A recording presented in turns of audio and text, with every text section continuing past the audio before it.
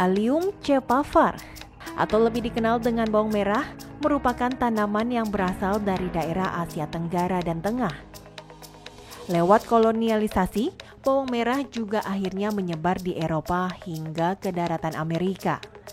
Bawang merah adalah tanaman semusim yang berbentuk rumput dengan ciri morfologis merah dengan umbi berlapis dan berbatang pendek. Akarnya merupakan akar serabut yang menancap pada kedalaman 15 hingga 30 cm di bawah tanah. Tanaman ini sangat cocok dibudidayakan di daerah beriklim kering atau tropis dengan suhu antara 25 sampai 32 Celcius. Di Indonesia, bawang merah juga dipakai sebagai bumbu pelengkap dalam aneka ragam masakan. Campuran bawang merah dalam masakan memberikan rasa gurih dan aroma yang harum yang khas. Tetapi ada juga orang yang mengkonsumsi bawang merah secara langsung dalam keadaan mentah maupun matang. Nah, mengkonsumsi bawang merah diklaim bisa memberikan manfaat kesehatan bagi tubuh kita. Kandungan nutrisinya yang beragam membuat bawang merah populer di kalangan masyarakat tidak hanya sebagai bumbu, tetapi juga sebagai obat. Kandungan vitaminnya terdiri dari vitamin B6, C, E, dan K. Selain vitamin, juga ada beragam mineral lainnya seperti kalsium, magnesium, potasium, dan fosfor. Aneka vitamin dan mineral tersebut cukup membuat bawang merah populer. Food Research International menyebutkan bahwa ekstrak bawang merah mampu membunuh sel kanker 4 kali lebih besar daripada ekstrak bawang yang berwarna pucat. Ini berarti kandungan zat anti kanker pada bawang merah lebih tinggi dibandingkan bawang putih yang selama ini menyandang predikat sebagai obat pencegah kanker. Tapi tahukah Anda kalau mengkonsumsi bawang merah bisa menyebabkan efek samping loh? Orang Indonesia percaya kalau konsumsi bawang merah berlebihan bisa menimbulkan gangguan pencernaan hingga bau mulut.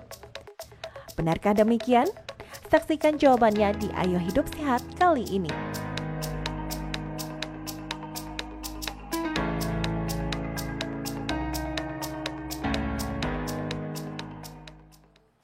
Beh, itu kan bawang merah masa dikemilin gitu ya? Enak, ini gurih. Ih, nanti bau mulut sama bau badan. Tapi kalau di TV mah nggak kelihatan sih, yang penting cakep aja udah cukup. Nggak ada baunya. Nah tapi tau nggak, hari ini pas banget karena aku lagi pakai baju merah. Jadi kita mau bahas mengenai bawang merah. Aku baju putih. Jadi bawang putih. Iya. Nah, biasa sih yang baik yang bawang merah, bawang putih ya.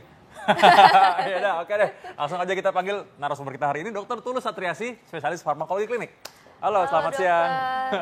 Halo, dokter. Halo, Dok, siang, ini Dok. aneh banget dok, ada orang suka ngemilin bawang goreng. Nah, tapi bawang goreng ini kan enak gurih dok. Iya, betul. Tapi emang bener apa bisa bikin bau mulut dok? Kalau Iya. digoreng kayaknya enggak deh, mungkin yang mentah kali ya dok. jadi kali ya. Sebenarnya kalau konsumsi dalam jumlah yang banyak sih ya, kan kalau misalnya di sayuran atau di makanan masakan lain tetap dibumbuin pakai minyak bawang goreng kan. Nah, tapi Gitu. aku lebih suka sebenarnya kalau bawang yang kayak gini langsung nih, bawang merahnya. Nah, karena banyak yang punya nih. Apa tuh fakta mitos kita hari ini? Nah ini katanya kalau misalnya konsumsi bawang merah ini dapat mengobati sakit perut. Ini fakta atau mitos dok? Itu mitos. Oh, Tapi banyak yang pakai loh. Kadang-kadang waktu kecil kan ini bisa ditumbuk, terus diolesin di perut Iya, gitu. Iya, jadi kan memang kalau itu kita bilang fakta atau mitos, kita berdasarkan penelitian ya. Iya. Nah, untuk penelitiannya ke mengobati sakit perut itu memang terbuktinya baru ada zat aktif prebiotik di situ. Ada inulin sama FOS ya, oligosakarida gitu, fructooligosaccharides yang membantu sebenarnya proses pencernaan kan. Dan lagi di situ juga ada antioksidan serta anti inflamasinya juga. Contoh zatnya namanya quercetin itu. Nah, dia kan untuk menginflamasi atau anti peradangan bagus. Nah, tadi tuh. Oke, tapi Penasaran itu nggak tadi? Inulin, Iya. oligosakarida, sama tadi Iya quercetin. benar. Ini masyarakat pasti penasaran apa sih itu dok? Oke, kalau inulin sama fructooligosaccharides itu kan sebagai prebiotik, dia sebenarnya membantu bakteri yang dapat membantu untuk menyeimbangkan saluran pencernaan. Bakteri di dalam saluran pencernaan kita juga ada bakteri dan itu menyeimbangkan flora normal atau bakteri yang ada di usus gitu ya seharusnya. Berarti ini tuh harus dikonsumsi ya dok ya, Betul. bukan diolesin di luar. Kalau baiknya diolesin dikonsumsi. ada manfaatnya nggak tuh? Mungkin karena masyarakat dari zaman dulu udah dapat resep dari nenek moyangnya untuk diolesin gitu dok. Pengalaman kayak dulu ya juga gitu ya.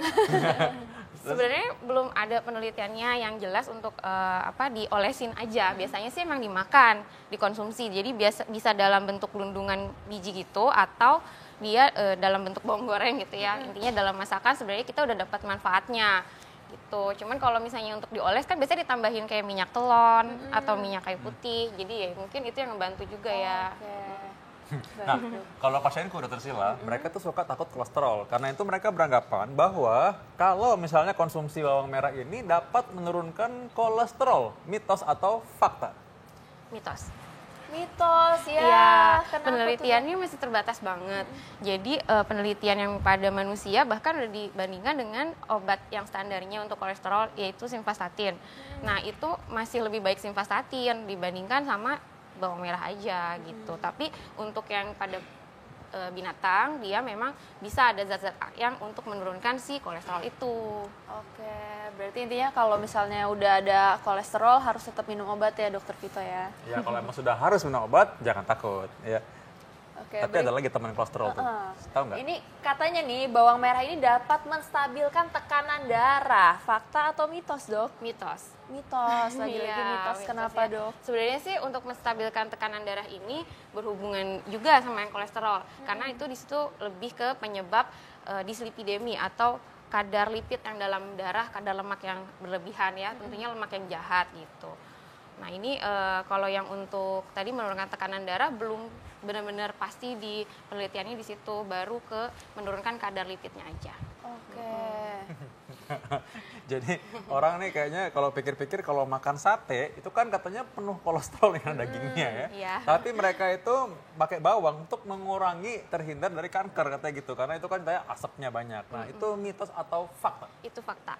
Wow, kok bisa dok? Iya, jadi sebenarnya kan kalau pada proses satenya itu sendiri pembakaran itu kan ada atom-atom karbon dan segala macamnya itu yang sebenarnya bisa memicu timbulnya kanker. Juga ada zat-zat yang lemak di dalam dagingnya itu kalaupun misalnya kena bakaran itu terbentuk lagi arang-arang gitu ya. Kalau terlalu banyak sih sebenarnya terlalu sering konsumsi atau frekuensinya terlalu sering yang bisa menimbulkan kanker. Nah, bawang merah ini kan memang terbukti ada antioksidan yang tinggi, namanya quercetin ini nih yang antioksidan tingginya. Dia memang untuk sebagai menahan pertumbuhan sel yang tidak baik ya. Kan kalau kanker tidak seharusnya selnya bertumbuh. Oke. Ini satu lagi nih mitos atau fakta. Aku nggak pernah coba sih karena takut bau. Ini katanya kalau misalnya meletakkan bawang merah kupas di sudut ruangan, ini dapat mengurangi penularan penyakit. Fakta atau mitos dok? Itu fakta. Wah, kok bisa dok? Iya, sebenarnya ini dibilang mungkin udah jadi tradisional karena udah dari tahun 1920, pokoknya udah lama banget, berabad-abad, mungkin lebih dari 3 generasi. Ini di Inggris pernah juga dipakai di sudut ruangan itu dipakai. Nah, di dalam bawang merah ini ada kandungan organik sulfurnya. Nah, sulfurnya ini memang yang membuat baunya itu menyengat dan dia juga sebagai antibakteri gitu. Jadi zaman dulu itu dipercaya bakterinya keserap ke bawangnya itu. Tapi itu benar berarti ya dok ya, bisa dicoba nih di rumah nih dok. Terus secara ilmiah gitu maksudnya? Secara Biar orang- ilmiah sih enggak ya. Itu tapi maksudnya itu kan karena sudah dipakai secara turun-menurun, secara tradisi dan sudah terbukti secara empiris atau pengalaman, dia memang bisa gitu untuk menaruh di situ. Terus itunya tadi sih organik sulfurnya karena kuat banget. Oke. Nah ini yang berkaitan nih tadi ya, katanya bawang merah ini untuk menjaga kesehatan. Nah, tapi jangan jawab dulu ya, nanti setelah ini kita akan Iya. lihat bener gak ya, jangan kemana-mana, tahu dalam acara, ayo hidup sehat.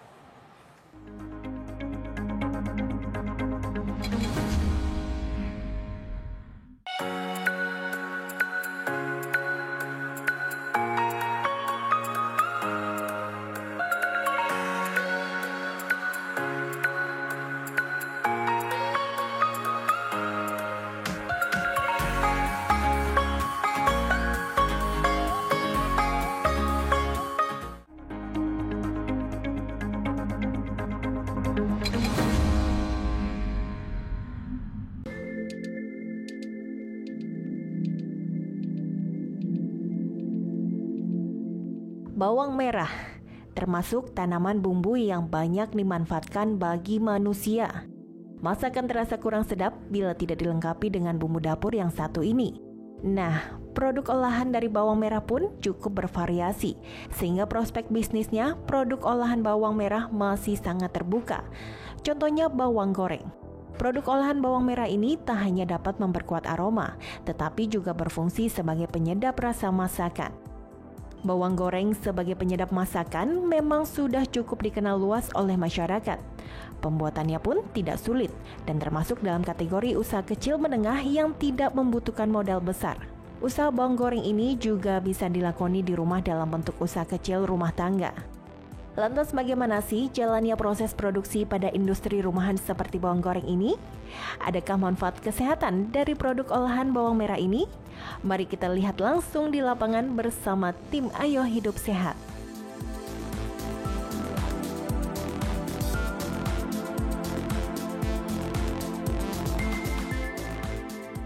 Pemirsa Hidup Sehat, siapa dari Anda yang suka nyemilin bawang goreng seperti saya nih pemirsa? Memang bawang goreng ini selalu ada di hampir setiap masakan di Indonesia ya, karena kurang enak rasanya, kurang sedap kalau tanpa bawang goreng. Seperti ini, apalagi kalau bawang gorengnya renyah sekali, garing, dan juga yang saya makan ini pemirsa, ini ada rasanya. Nah, ini bawang goreng rasa balado. Nah, ada bunyi ya, kres-kres gitu. Nah, percaya atau tidak bahwa bawang goreng yang serenyah ini itu dikerjakan di industri rumah tangga? Nggak percaya dan mau tahu bagaimana cara bikinnya? Saya sekarang sudah bersama dengan dua orang ibu di sini ya, yang akan memberikan pengetahuan kepada kita seperti apa membuat bawang goreng yang renyah ya. Sudah bersama Ibu Ivon ya Bu ya, dan juga Ibu siapa Bu? Ibu Lulu.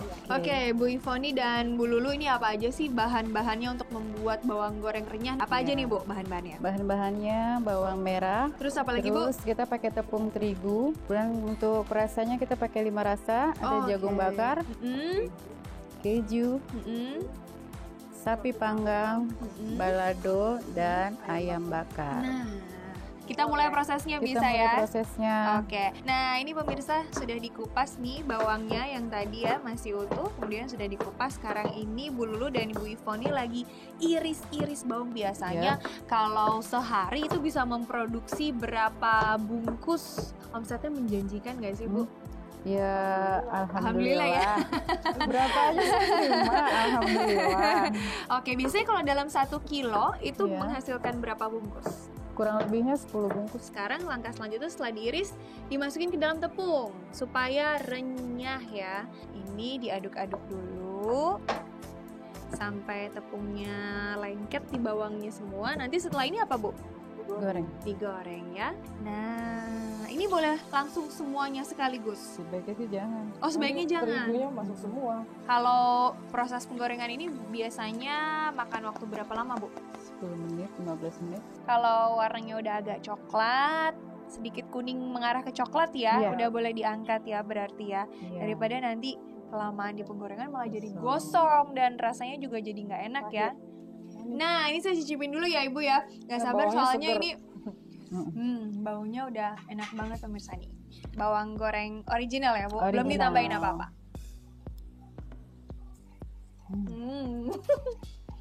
Renyah, saya nggak bohong, ini kalau baru matang emang enak banget pemirsa. Kayaknya makan apa aja, bahkan cuma sama nasi putih aja atau dicemilin kayak gini, enak banget. Nih pemirsa, bawang goreng pesanan saya spesial ya Bu ya. Tadi rasa apa Bu? Balado dan sapi panggang. Sapi panggang, jadinya dendeng. Coba sekarang kita kemas ya. Setelah ini kemudian ditimbang. Ditimbang. Oke, kita timbang ya. 100 gram. Kita timbang satu kemasan itu 100 gram. lagi kurang Sedikit lagi. sedikit lagi. Nah, Oke, pas. pas 100 gram. Nah, ini sudah dikemas pemirsa, jadinya seperti ini, tinggal dilabelin ya. Iya. Foni ya. Oke deh kalau gitu. Ini pesanan saya, makanya saya mau coba. Cobain Ini dari dong. teksturnya aja udah garing nih pemirsa ya.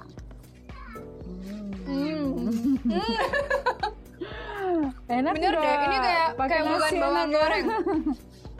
Kalau yang ada rasanya kayak gini, enak kan dimakan begini.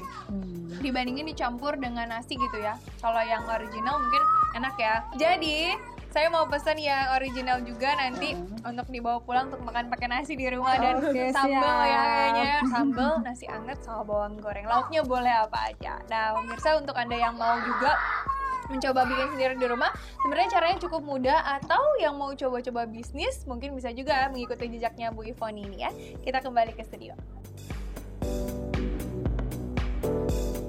Keripik bawang enak tuh. Thank you ya lidah Anda, enak banget ekspresinya maksudnya. Menikmati bawang itu emang udah cukup ngiler sekarang. Nah tadi ngomong-ngomong gimana Dokter Sila? Pertanyaannya udah dijawab belum? Oh, Belum ya? dijawab nih, masih gantung nih. Jadi Ya. bawang merah bisa menjaga kesehatan otak. Ini fakta atau mitos, Dok? Itu mitos.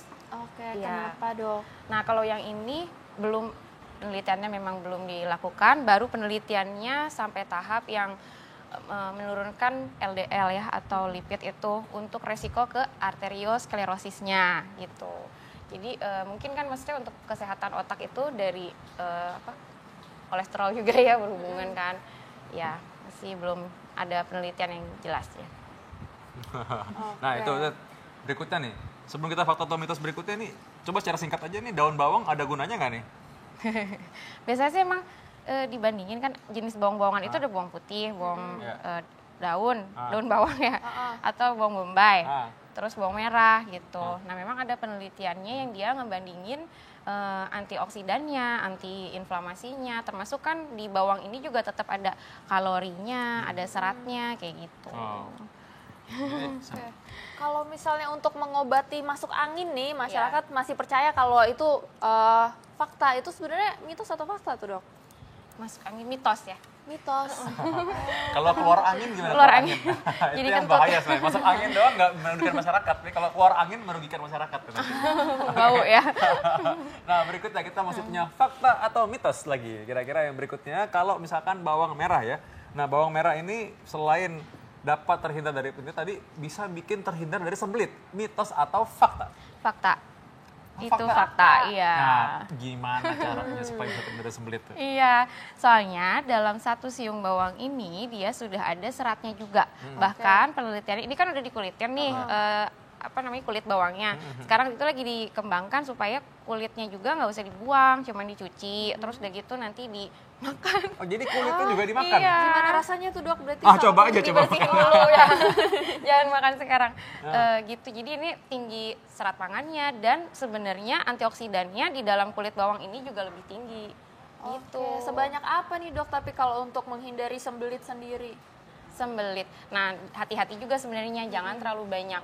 Kalau terlalu banyak malah bikin sakit perut gitu. Nah, biasanya dimakan kurang lebih 2 sampai 3 siung bawang. Oke. Gitu. Sama itu sekali ininya makan juga ya, Dok ya? Tapi sekali makan paling ibaratkan misalnya 2 kali gitu. Kan nggak terlalu gini ya makan. Sama kulitnya ya? Iya. Nah, tapi ada lagi nih yang lain, tau nggak? Musuhnya anak-anak muda, enggak sih, yang tua juga mungkin ada ya. Katanya ini bisa mengobati jerawat, mitos atau fakta? Ini fakta, soalnya ada sulfurnya. Iya. Tadi organik sulfurnya dan dia sebagai antibakteri. Dan ada efek antioksidan tadi Ada juga ya? antioksidannya, ada antiinflamasinya. Oke, ini masyarakat langsung penasaran nih, gimana nih kayak buat yang Masker. jerawatan, langsung dipakein masker kah atau harus langsung dimakan? Gimana caranya, Dok? Kalau jerawat mungkin lebih kayak diiris terus ditumbuk ditempelin aja kali ya. Oh, Kan oke, lebih berarti- dapat efeknya kan berarti dibanding memang kalau dari luar. misalnya dimakan. Oh gitu ya? Iya. Yang jelas bukan dalam bentuk bawang goreng tempel di sini ya. Iya. Ntar jadi masakan apa gitu. Ya, Ya. satu lagi nih yang terakhir nih katanya nih. Bawang merah adalah bumbu wajib masakan. Nah, jadi mitos atau fakta nih? Ini fakta. Kayaknya semua ibu-ibu juga udah tahu ya kalau ini. Karena kan emang ini itu penyedap. Sekarang kita tanpa MSG pun sebenarnya bisa diganti dengan bawang merah dan bawang Dari putih. pengganti MSG ya? Betul. Oh, jadi Dia dia memberikan udah rasa. wangi. Rasanya Betul. alami lagi ya? Rasanya alami. Tapi ini, Dok, kan kadang-kadang nih kalau misalnya dijual di pasar, ini kan tadi dokter bilang kalau bawang merah ini gampang untuk menyerap bakteri ya, Dok Iya. ya. Nah, ini berarti kalau misalnya baru dibeli itu berapa lama harus langsung dimasak dan langsung dihabiskan gitu gitu dok supaya kita Bakterinya nggak ngumpul semua. bakteri gitu. Sebenarnya kalau yang untuk bakteri dalam bentuk seperti ini, jadi udah dikupas nih si kulitnya, terus ditaruh biasanya di dalam mangkok kan, terus udah gitu ditaruh di sudut ruangan. Itu yang sebenarnya tradisinya udah zaman-zaman dulu, bahkan zaman Firaun kalau yang saya baca itu. Nah ini semalaman biasanya sih dipakai, jadi nggak yang batasan jamnya memang belum jelas. Oke, Iya. tapi kalau misalnya untuk kita konsumsi dari pasar berarti masih aman ya dok ya? Masih dalam bentuk ada kulitnya. Oke. Nah, tahu nggak nih salah satu bumbu masakan ini membuat dulu mungkin orang-orang banyak pengen datang ke tanah kita untuk bisa beli ini nih. Terima kasih dokter. Iya, sama-sama. Kalau sudah kasih kesempatan, dan saya juga akan mau kasih lihat ke pemirsa semua, ini mungkin daerah-daerah yang menghasilkan bawang merah. Di mana aja? Coba lihat berikut ini.